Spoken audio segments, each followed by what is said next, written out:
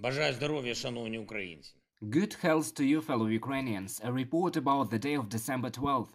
First, I congratulated the warriors and commanders of the ground forces of the armed forces of Ukraine on their professional holiday. December 12th is their day. In the Mariinsky Palace, I presented state awards, Gold Star orders, Cross of Combat Merit decorations, and other awards. And it was an emotional ceremony. There were relatives of the heroes who gave their lives in battles against the invaders.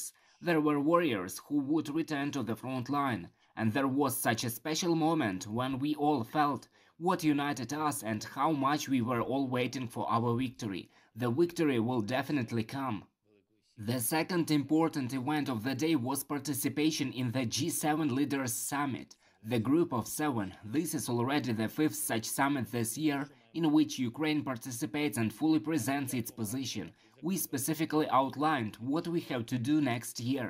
I thank the partners and urge them to continue to help Ukraine in 2023 as they did this year. It is very important that all elements of support for our state are preserved and do not lose momentum. It is equally important to take new steps that will preempt the Russian terror. One of the main such steps is the summit, which we are planning for the winter. A summit on the implementation of our peace formula. No matter what the aggressor intends to do, when the world is truly united, it is the world, not the aggressor, that determines future developments. This is what we offer to all conscientious states, to everyone who values the UN Charter and simply peace. Thirdly, representatives of our state are already working in France, the head of the government, the First Lady of Ukraine and others. The key task is two conferences on the reconstruction and resilience of Ukraine, on getting through this winter. They will take place on December 13th, and also the direction of French forces, both of the state and business, communities of France, to specific projects on the recovery of Ukraine, energy sector, cities, enterprises, hospitals. So now is an important time in France for our country, and I will also take part in the relevant events. And other extremely important things. On December 12th, 3 of our explosive ordnance disposal technicians, employees of the State Emergency Service, died in the Donetsk region during demining. My condolences to the relatives. Doctors are fighting for the lives of 2 more of their colleagues. It happened in Konstantinivka, Kramatorsk district, one of our territories most contaminated by Russian landmines, tripwire mines and unexploded shells.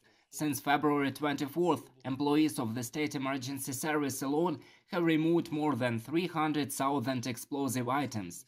The explosive ordnance disposal technicians of the National Police removed more than 180,000 such items, and demining is also carried out by other state services and the army. And this is one of the most important areas of our communication with partners. Among other things, we must gather the maximum of global capabilities to overcome the Russian mine terror as soon as possible. And I thank once again to all our partners who help. I am thankful to all our heroic employees of the State Emergency Service, our police, and the military who carry out demining.